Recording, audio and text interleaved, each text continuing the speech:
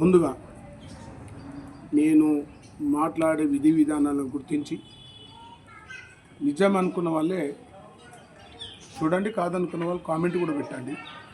నేను దండోర కళామండలి జాతీయ అధ్యక్షుడిని. గౌరవ శ్రీ మందాకృష్ణ మాదిగన్న గారి నాయకత్వంలో 30 సంవత్సరాలుగా నా గోసి గొంగుడి నా ఆట పాట.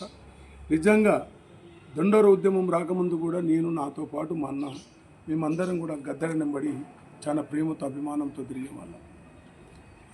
ఎంఆర్పిఎస్ ఉద్యమం వచ్చింది. ఆనాడు గద్దరన్న కూడా ఈనాడు గద్దరన్న కానీ వర్గీకరణ కనుకమే ఉన్నాడు. కానీ బ్రదర్స్, రెంజల రాజేష్ గురించే నేను మాట్లాడుతున్నా. ఇంకోటి, రెంజల రాజేష్ గురించి మాట్లాడుతున్నా. ఎవరైతే రాజేష్ మాట్లాడుతున్నా అతని గురించి మాట్లాడుతూ ఉన్నా. అన్న, సభ పెట్టిన చాలా సంతోషం. నీ వాళ్ళ వాళ్ళు నా వాళ్ళ వాళ్ళు గుర్తుపెట్టుకున్నాం. కానీ కృష్ణమాదిగ గారు ఎప్పుడు కూడా రెండే కులాలను హైలైట్ చేసి ఇక్కడ మాట్లాడలేదు. ఎవరిని కూడా ఆనాడున్న పివి రావు మొదలుకొని ఈనాడున్న చెన్నై వరకు కూడా అందరూ అన్నదమ్ములాగా మాట్లాడుకున్న వాళ్ళని. ఇలా నేనున్న, నా పేరు ఎన్వై అశోక్. నేను మన వర్గం కానీ అందరూ కూడా నన్ను చాలా అభిమానిస్తారు. అరే, ఎందుకు నువ్వు వేదిక ఎక్కినావు అని చెప్పి నీ గలుపు, నీ కౌరంతో రాజేష్ గుర్తుపెట్టుకో. ఈరోజు నేను నోరెప్పుతున్నా. నీకు దమ్ము ధైర్యం ఉంటే నువ్వు రా, మనం కూర్చున్నాం. మొన్న కూడా నేను సవాల్ ఇచ్చేసిన. ఈరోజు మహనీయుని వర్ధంతి.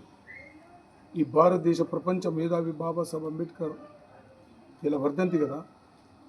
నిజంగా కేవలం మాలోనే పాల్గొన్నారా? ఈ ప్రపంచమున్న సంపన్న వర్గాలు ఇలా బయట దేశం ఇలా అందరూ కూడా అంబేద్కర్ను వీళ్ళందరూ కూడా మనమందరం గుర్తు చేసుకున్న రోజు.